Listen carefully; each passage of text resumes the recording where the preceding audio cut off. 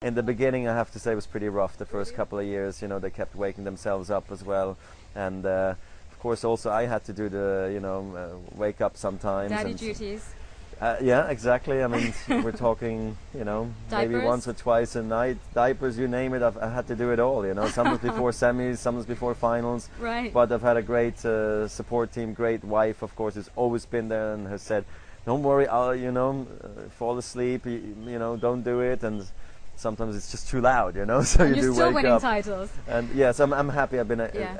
been able to stay successful ever since I've had the kids, because a lot of the press was probably feeling that things were not going to happen for me anymore after that. Are they aware of what Daddy does about winning, losing, all these titles? They actually now know winning and losing a little bit. Then they also understand the practice and the matches now just a little bit. So Are they showing any inclinations towards tennis? no, not much. Too young. Too young. I mean, we've tried to put them into lessons just Yeah. for their hand-eye coordination and all that stuff. Yeah. I think it's important for kids to do sports if they have an opportunity. I'm a big believer that it's a great lesson in life, and so we try to give them opportunities, of course, because we can, and I think tennis is a great thing. So we'll see if they pick it up. When you look at tennis, there's so much more longevity now. When you've got 2 men's players in the top 5 above 30. So do you think the 30s are the new 20s in tennis? I don't know about the new 20s, but maybe the new 27s. I don't know. Yeah, I mean, it's nice to see that even though the game has become so physical, that the older guys are hanging in there. It's nice to see.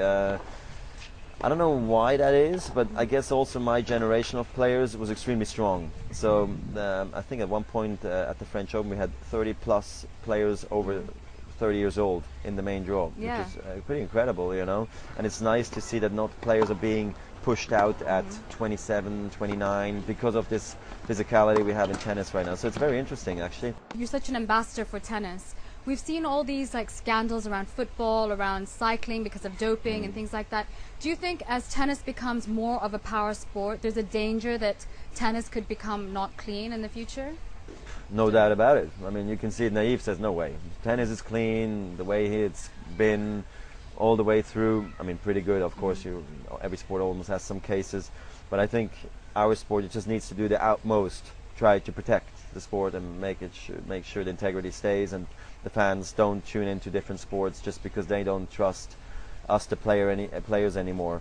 And I've always been a fighter that we have enough testing. So it needs to be more formalized, do you think? Well, more funding, you name it, more blood, more urine, you name it, just all across the board. Maybe keeping samples as well for a long period of time so you can go back and then punish those players.